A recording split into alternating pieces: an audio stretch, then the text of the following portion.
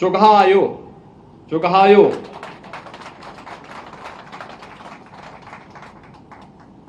भारत और दक्षिण कोरिया की स्वतंत्रता दिवस की तिथियां एक है, यानी 15 अगस्त। वर्तमान में भारतवासी अपनी आजादी के अमृत महोत्सव के उपरांत अमृत काल के प्रथम वर्ष में प्रवेश किए हैं। भारत और दक्षिण कोरिया दोनों देश G20 समूह के सदस्य हैं। अपनी आजादी के अमृत महोत्सव वर्ष में भारत को G20 समूह की अध्यक्षता करने का अवसर प्राप्त हुआ है। इस वर्ष G20 की theme one earth, one family, one future है। यह भारत के प्राचीन वसुधैव कुटुंबकम के भाव से हमें जोड़ती है। पूरी दुनिया में जब भी मैत्री और करुणा की बात होती है, विश्व मानवता भगवान बुद्ध का स्मरण करती है। हमारे आदरणीय प्रधानमंत्री श्री नरेंद्र मोदी जी ने संयुक्त राष्ट्र संघ में यही बात पूरी मजबूती के साथ कही कि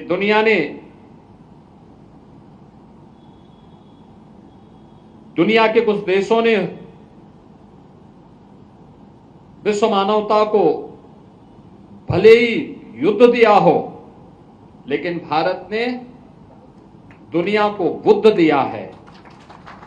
विश्व भर के बौद्ध समाज के लिए भारत इसलिए श्रद्धा और आस्था का केंद्र है। उत्तर प्रदेश के लिए गौरव का विषय है कि भगवान गौतम बुद्ध के जीवन से जुड़े अनेक महत्वपूर्ण स्थल यहां पर अवस्थित हैं। भगवान बुद्ध ने अपने जीवन को 2/3 हिस्सा उत्तर प्रदेश में व्यतीत किया था। वाराणसी के समीप स्थित सारनाथ में भगवान बुद्ध ने अपना पहला उपदेश दिया था।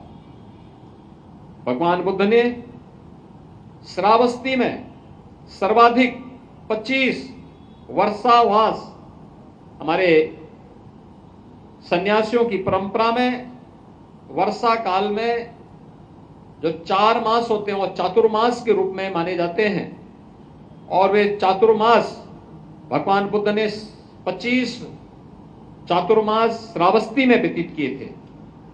उनकी महापरिनिर्वाण स्थली कुशीनगर भी उत्तर प्रदेश में है। श्रावस्ती, कपिलवस्तु, देवदह, कुशीनगर, संकिसा, देवगढ़, ललितपुर, अहिछत्र बरेली, कौशाम्बी, ये सभी बौद्ध आस्था के पावन स्थल हैं। इन सभी बौद्ध स्थलों के केंद्र में प्रदेश की राजधानी लखनऊ है। लखनऊ चारों तरफ से भगवान बुद्ध के आभामंडल से घिरा हुआ है।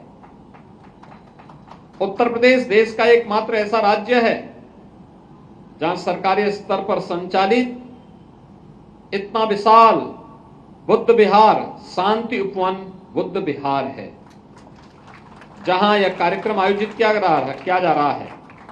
हमारे प्रदेश में अंतर्राष्ट्रीय बौद्ध शोध संस्थान भी है, जहां शोधार्थी बौद्ध धर्म पर शोध करते हैं। भगवान बुद्ध की प्रथम उपदेश स्थली सारनाथ हमारे माननीय प्रधानमंत्री जी श्री नरेंद्र मोदी जी के निर्वाचन क्षेत्र वाराणसी में अवस्थित है। माननीय प्रधानमंत्री जी की प्रेरणा से भगवान बुद्ध के जीवन दर्शन से जुड़े सभी पवित्र स्थलों को उत्तर प्रदेश सरकार द्वारा विकसित किया जा रहा है। कुशीनगर में कुशीनगर इंटरनेशनल एयरपोर्ट संचालित हो गया है। श्रावस्ती में एयरपोर्ट का विकास युद्ध स्तर पर चल रहा है और शीघ्र हम श्रावस्ती को भी वायु सेवा से जोड़ेंगे।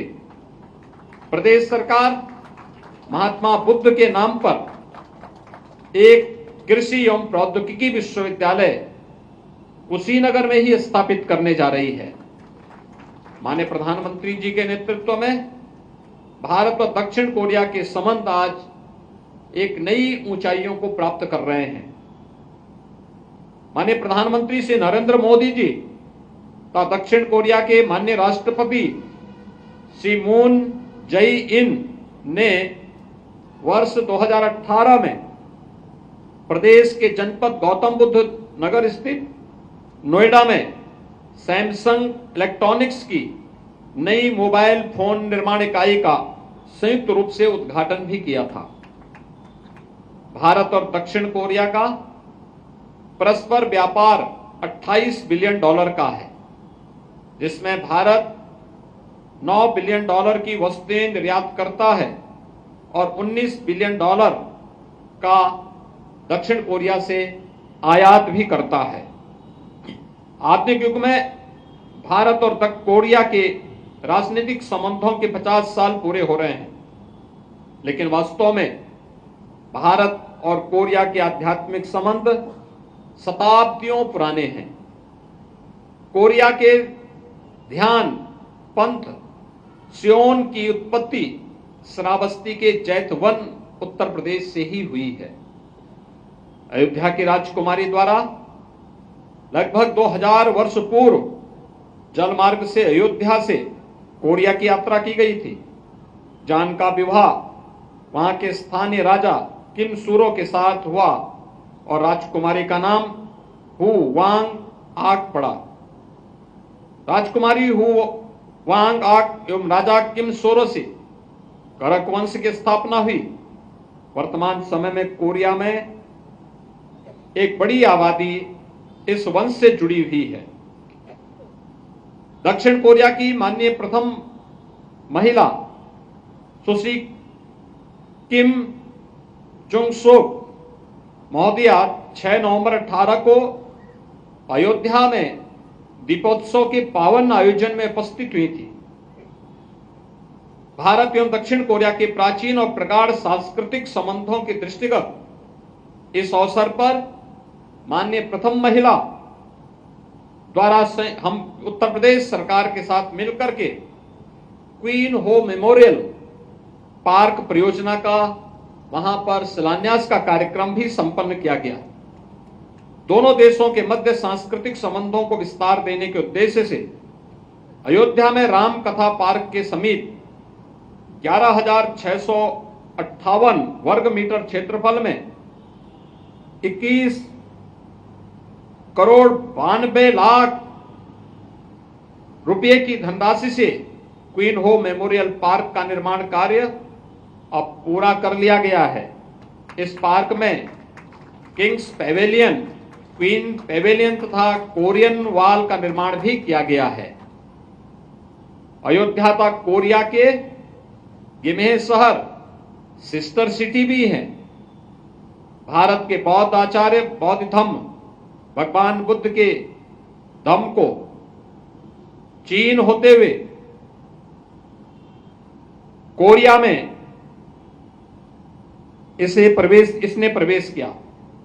आपकी ध्यान परंपरा सियोन का उद्गम स्थल उत्तर प्रदेश का ही श्रावस्ती है, जहां आपकी यात्रा का उपसंहार हुआ। इस प्रकार बौद्ध जोगेसन के उद्गम की जड़ें भारत में है। हमारे सांस्कृतिक और आध्यात्मिक संबंध सदियों पुराने हैं। इस देश से आप विदेश में नहीं बल्कि अपने आध्यात्मिक पूर्वजों के घर में आए हैं। यहां आप अपने गुरु भाइयों से मिलने आए हैं। मेरे संज्ञान में आया है कि इस धन यात्रा के आयोजक सैगवा सोसाइटी इंडिया पिलग्रिमेज है। इस सफल यात्रा के लिए मैं आयोजित करने के लिए आप सबको बधाई देता हूं।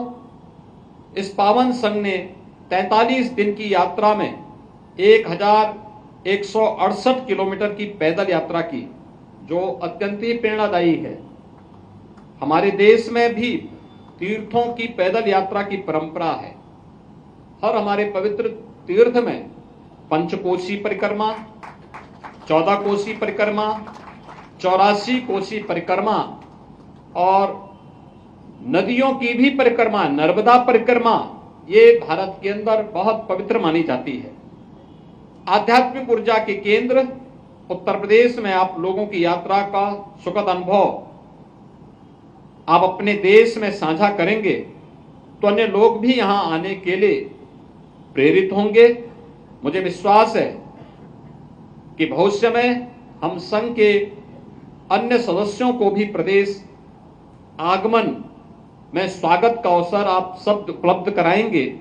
हमारे मैत्री चिरस्थायी हो, भवतु सभ्य मंगलम। इन्हीं मंगल कामनाओं के साथ स्वदेश वापसी की आपकी सुखद यात्रा की मैं अपनी शुभकामनाएं देता हूं। गमसाह निदा। जय भारत, कोरिया मैत्री, जय हिंद।